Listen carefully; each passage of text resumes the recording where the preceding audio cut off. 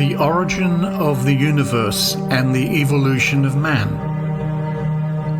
Know that it is one of the most abstruse questions of divinity that the world of existence, that is, this endless universe, has no beginning.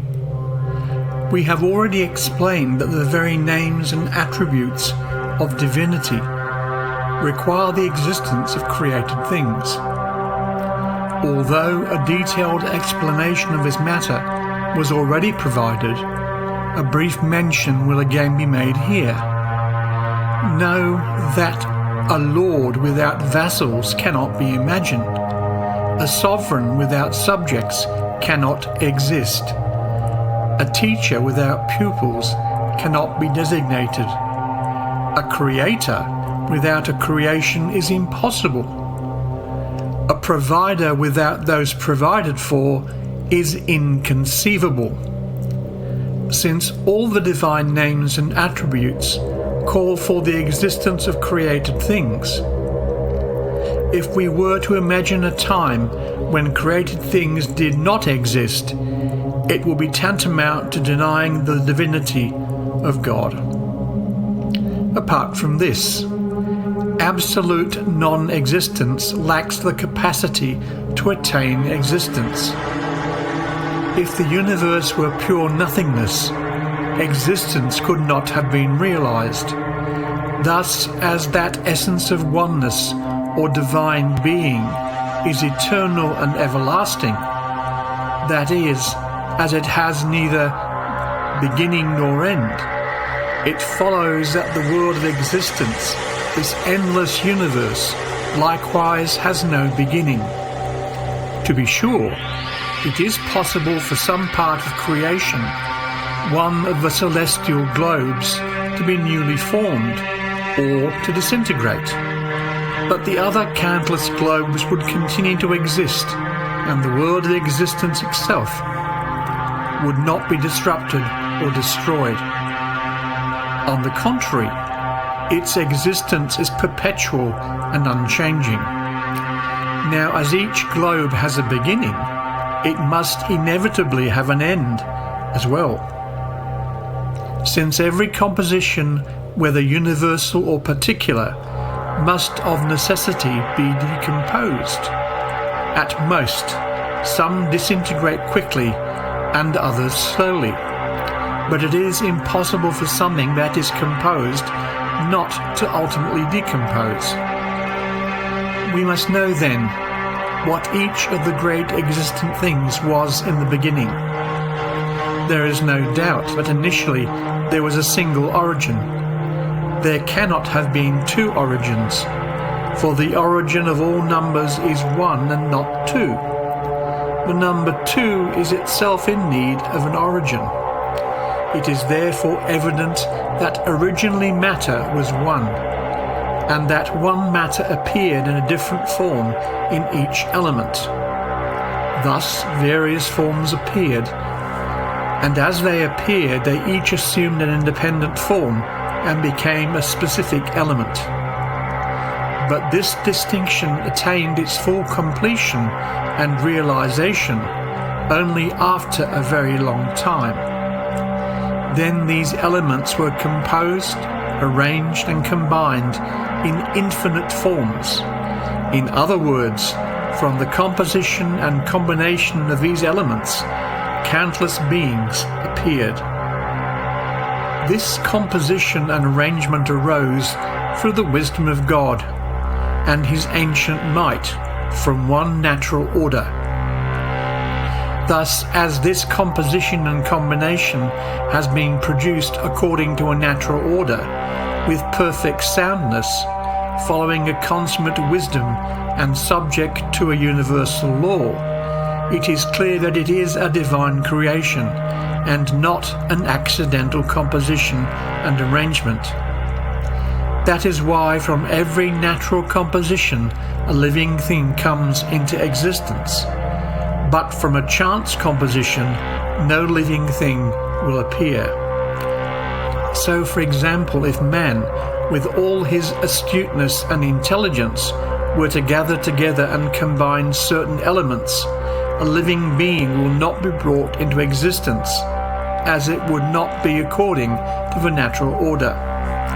This is the answer to the implicit question that might arise, that since these beings come into existence through the composition and combination of these elements, then can we not also gather together and combine the very same elements and thus create a living thing?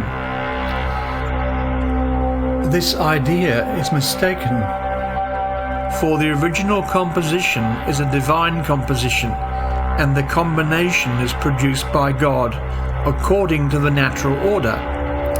And it is for this reason that a living being is created from this composition and an existence is realized. But a composition made by man produces nothing, because man cannot create life. Briefly, we have said that from the composition of the elements, from their combination, manner and proportion, and from their interaction with other beings, countless forms and realities and innumerable beings have come to exist. But it is clear that this terrestrial globe in its present form did not come into existence all at once, but that this universal existence gradually traversed different stages until it appeared in its present completeness. Universal existences can be likened and compared to particular ones, for both are subject to one natural order, one universal law, and one divine arrangement. For instance, you will find the smallest atoms to be similar in their general structure to the greatest entities in the universe, and it is clear that they have proceeded from one laboratory of might, according to one natural order and one universal law, and can therefore be compared to one another.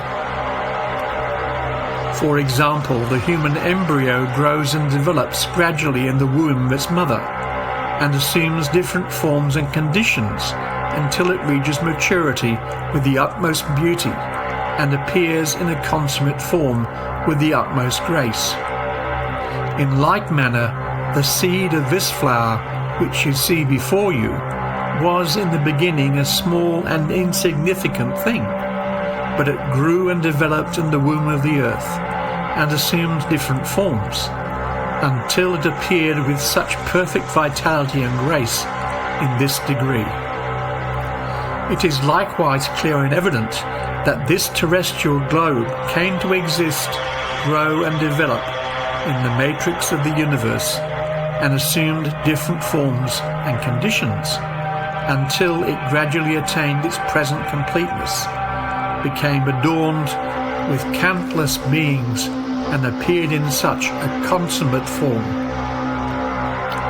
It is therefore evident that the original matter, which is like unto the embryo, initially took the form of composed and combined elements, and that composition gradually grew and developed over a myriad ages and centuries, passing from one shape and form to another, until through the consummate wisdom of God it appeared with such completeness, order, arrangement and soundness. Let us return to our subject.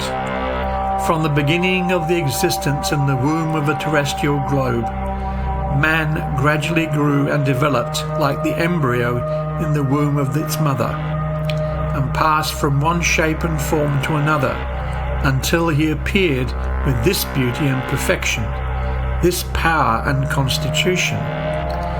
It is certain that initially he did not possess such loveliness, grace and refinement, and that he has only gradually attained such form, disposition, comeliness and grace. There is no doubt that like the embryo in the womb of the mother, the embryo of humankind did not appear all at once in this form and become the embodiment of the words, "Hallowed be the Lord, the most excellent of all creators." Rather, it gradually attained various conditions and assumed diverse forms until it attained this appearance and beauty, this perfection, refinement and grace.